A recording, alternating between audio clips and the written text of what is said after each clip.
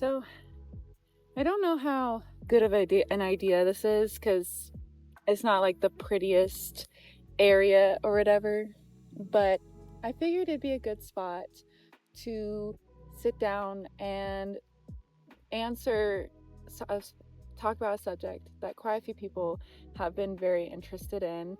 What better place to do it than in Flagstaff on the next course I'm training for my next race, right after my biggest accomplishment so far. So, hello, my name is Trista Lee, and this is going to be a video about how I went from running 3 miles a year ago to 80 miles this year. Something very interesting about me is that I have never run before. Even for like our PE classes when I was younger, I don't really remember running ever because I don't think our PE classes really had too much running. We had a lot of dodgeball. Sometimes we had basketball. We had capture the flag a lot. But that was kind of about it. There was never like a lot of running. My sport as a kid was equestrian sports. So that's more core, that's more stability and flexibility and everything, not so much cardio, not running. You do strength training to be able to isolate muscles and work with the horse and help control and move the horse, but otherwise I didn't run ever. And as I got older, I focused more on weight training and everything, and again, very no running, never any running. I tried running a couple of times, I hated it. Never worked out. So around last year, I started I was with coworkers who were saying like they enjoyed running or they enjoyed the benefits that came with running, and it was something different to get outside and not just be in the gym. And I started trying to run and didn't really enjoy it. And at the same time, I started talking to a guy, and he told me about this thing called trail running, and I had no idea what that was. First, I went hiking with a little bit of jogging and found that I actually kind of really enjoyed it, and then I just kind of started liking the challenge of it, especially like the trail running. And once I got more consistent into running, I found at least I was running like at least every other day, sometimes every day. And I found that while it was still challenging and while I was not naturally gifted at it, I'm very slow, I still I enjoyed how I felt. I enjoyed the challenge, and I was like, okay, let's try this out. And so on May 5th of last year, my longest run ever was 3 miles. It was around that time that I signed up for my very first race, which was in July, a 20K, a night race. Very quickly, I wanted to be impressive and everything and hold myself accountable, and also, listen, I'm just a girl. And so I signed up for a 50K for about 2 months after the 20K, and then I signed up for a 50 miler at the end of the year. The 20K went okay. Didn't go that well. I had a idea of a time. I didn't hit the time, but I still finished it and I still did a pretty good job. Months later, I did the 50K. I did it while sick. I was very sick. I still had a fever. I did not finish it in my goal time, but I did finish it. And then at the end of the year, I did a 50 miler. Again, did not hit my goal time. I still finished it, and I finished it in a pretty decent amount of time for my first 50 miler, especially because leading up to it, I was still recovering from being sick from the 50K. And so my long runs were not what they should have been. The 50 miler, it took me a little while to recover from that. And once I did, I had training for another 50K that was going to go straight into Mingus. I unfortunately DNF'd the 50K because I got too sick. I got too hot and my body just wasn't cooperating that day, and it just completely gave up and I was unable to continue. And so with the Mingus Mountain, or with Mingus around the corner, I just dropped out because I figured I needed it to recover properly for that race. And that all leads to this year, where I not only did 80 miles. I also hit for the first time my goal time. Something about that race, something about that just completely, it made me so much more excited, and I can't wait for the next 100 miler. I can't wait for my next 50K. Can't wait to do another 50 miler. I just want to do more. How did I get from 3 miles to 80 miles? So training wise, what I did and what I learned for myself is that it's obviously discipline and repetition, and there is motivation, but even on days where you don't have motivation, you have to have the discipline to continue to go forward. I did my training a little bit backwards. Most people start off by going very fast and then building up endurance. I started off with building up endurance, and now I'm working on speed. That is, after this 80 miler, that is my training block, is working on speed, because I'm not very fast. How I built up to be able to handle 80 miles was just repetition on exhausted legs. So I run at least every other day, and on my weekends are my hard miles. They are both of my days off are typically my long runs. So I'll do either anywhere from, like right now, because it's my first day back into training, I only did 9.5 miles, and tomorrow I'll probably just do 5. But next week I will probably be doing 15 miles, and the next day will be at 12. And the day after that will be and the weekend after that will be 20 miles, with the following day being 15 or 18. It's so that way my legs get used to running exhausted. They get used to running while being tired. I have the first day where they're fresh and go and everything, and the next day I am sore, I am tired, but I gotta keep going, I gotta keep pushing. And it is just over time building that up. So I will run, so still even to this day I can do more. It's just hard with my schedule with work and everything, but like I could run every other day 6 to 8 miles, and then on my weekends do 220s or a 30-20. Leading up to that, I was doing typically 2 to 5 miles every other day, and then my weekends were 18 12, 15 8. It's just, again, building up that repetition of running on exhausted, tired legs. Also, one of the things I learned is that it seems counterintuitive, because you would think like, oh, to become a better runner, you just need to run as much as possible. And that is true, but you also need to have the muscle to handle the trauma that running does to your legs, because running is traumatic to the legs. And so you have to have weight training in there. And so for me personally, I alternate on the days that I don't run. I go to the gym, and on at least the first or second day, but typically the first day of my weekend, I do a long run, and then I do a leg day. So I do a full heavy weightlifting leg day at the beginning of the week, and then I do 2 separate arm days towards the end of the week, and then for my weekend I do one single leg weighted lift.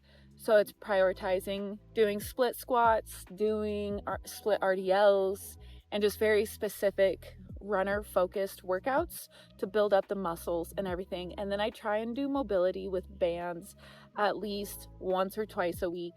It is hard for me to do that, but that is what I've been trying to do, and I have noticed the more consistent I am able to do it, the better I feel when I run, and the less sore, the less injured I get. I also do a warm-up before every run. It may not be the best warm-up, but I try and do something at least. I've been getting better with leg swings and squat and just specific warm-ups that will help my legs be ready to go on the trail. And then every night I do a stretch routine, and I try to do a foam rolling session at least every night, if not every other night.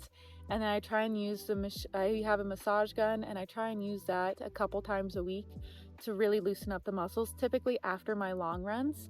And I as well hot soak in my bathtub at the end of the week after a week of training to loosen up the muscles. I also do try to go to the sauna once or twice a week. That is a little bit difficult sometimes, but I do try.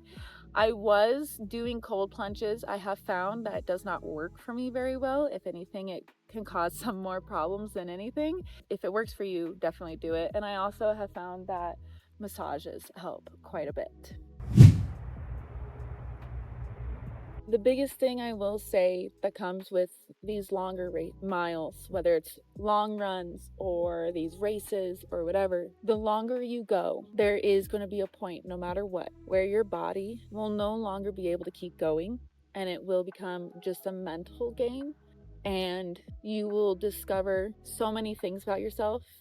And I think that's what makes most people uncomfortable with this sport, is you have to face yourself at your ugliest, at your lowest. There's really no hiding when you're in the middle, when you're running through the night and you haven't slept and it's fucking bitterly cold and you're left alone with just your thoughts. It's not a fun time. It really isn't. But I can't explain the feeling when the sun rises and you look up and it's still fucking bitterly cold and you're still alone, but you look up and you see the sun and you realize that you made it through the night, and in that moment everything is okay.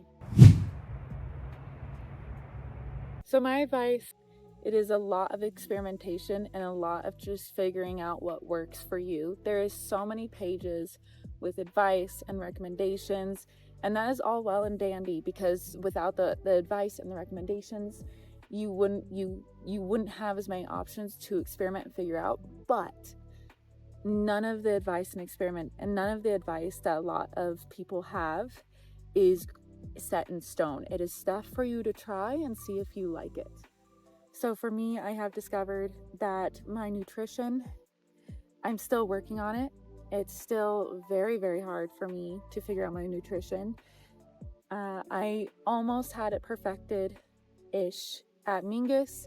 One of the things I have found is that I can handle gels in between aid stations, but I have to have real food at aid stations, so beige food, so peanut butter and jelly and pasta and oatmeal and mashed potatoes. I have not yet been able to handle ramen during a race, which is very uncommon. Most people can handle ramen during the race. I have not been able to, so I don't know what that is. I'm going to keep trying because it is a great source of sodium during the race.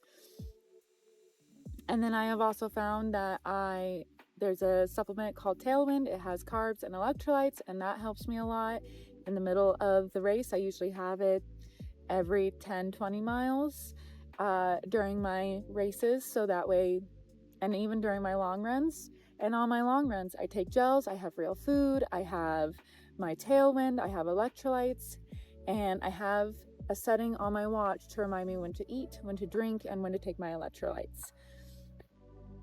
But it was very much a trial and error trying to figure out exactly how it works. I have to have food on a very, very consistent basis, or else I immediately get weak. And I haven't had an issue with cramping, but I have found that electrolytes also help with my fatigue quite a bit. So I have to stay on that. And then and then water is my bread and butter, and so I carry extra water on me than most people, because especially when it comes to climbing, I have a very difficult time with climbing. Climbing is my kryptonite. I have yet to really figure out and enjoy climbing, and I'm getting there. I'm working on it. It's very much a training session, very much a in progress type of that is. I found that with if I have more water on me to basically hydrate me and relieve me during the climbs, it does make it easier for me. And if I don't have as much water, I don't do as well. It sounds very surface level to say that, like, what got me into ultra running, what got me into trail running, what got me to push even harder was a boy. I had a crush on someone, and and he does this, and so I wanted to join him on this journey, and then I fell in love with it in my own way. And it's each mile, each race, each long run that I do and I get better at, and the stronger I feel and the more I'm able to do on my own, it very much helps me feel more content with myself and at peace with myself. And it's such an amazing feeling to have completed 80 miles when just a year ago, the most I'd ever done was 3 miles. And I'm not perfect. I'm still working on it. I am very, very slow. And I desperately need to work on my speed. And it's something that this training block is probably going to whoop my ass, because today, I worked on speed training for 10 miles and not the best because I'm still fatigued from Mingus, and it kicked my ass and I was very tired. But at the end of it, I'm happy with what I did. I'm happy with what I put in and the work I did. And I'm looking forward to tomorrow, because I'm going to do another run tomorrow. And I might not do as much speed, but I might, but we don't know. If you are thinking of pushing yourself to try and get more miles under your belt, under your feet and everything, is just with nutrition, don't be afraid. Don't limit yourself on food. Don't be afraid to eat. Make sure you eat. Don't be afraid of water. Make sure you have water and electrolytes. Experiment, experiment, experiment, and know that there's going to be times where you fail. There's going to be times where you eat a gel or something and it makes you vomit everywhere. There's going to be times where you eat too much food. And also, that's another thing, is definitely learn how to eat like a meal and then run. And it's going to suck. And you're going to be gassy. You might get an upset stomach at some points. There's going to be days where you really don't want to wake up before the sun is up and go for a run. There's going to be days where your feet hurt, where your legs hurt, where as you're running, every jiggle of the muscle is sore and painful and you don't want to do it. There's going to be days where you feel stronger than you ever have. And then there's going to be days where you feel weaker than you ever have. But you just kind of have to keep going and stacking on those miles. And that was my journey, is I just kept having a new goal, and I'm going to keep adding on to those goals. I just kind of want to keep, and something else I've learned for me personally, I don't look at becoming the best. I don't look at a podium. I don't look at any of that. I also am too slow to ever hit a podium. Maybe that'll change after the speed training, but who knows? But it's just an adventure. I'm out here on this beautiful trail, and I get to come out here for the next couple of weekends, and I'll have a race out here, and I'll get to experience this with other people. It's just an adventure, and the longer miles I can go and the more I can handle the challenges, the more fun, interesting trails I can do. Don't set expectations on yourself. My biggest mistake was setting time limits on myself, and I was crushed. Don't do that. Just view it as an adventure. Just have fun with it. And if till your heart's content, and if you have to walk a couple of times, that's fine too. If you have to hike most of your long run, if you have to hike most of your race, that's fine, because you're still getting the miles in. Forward is a pace. Anyways, I don't know if this was actually helpful, if this actually answered anyone's questions. I hope this explains how I got from 3 miles to 80. It's not very interesting.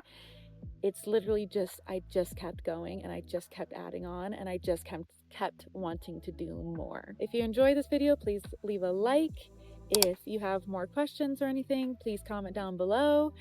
And if you want to see more content like this, more vlogs, because I'm trying to do more on this channel, please subscribe. Anyways, thank you so much for watching, and I'll see y'all next time. Bye.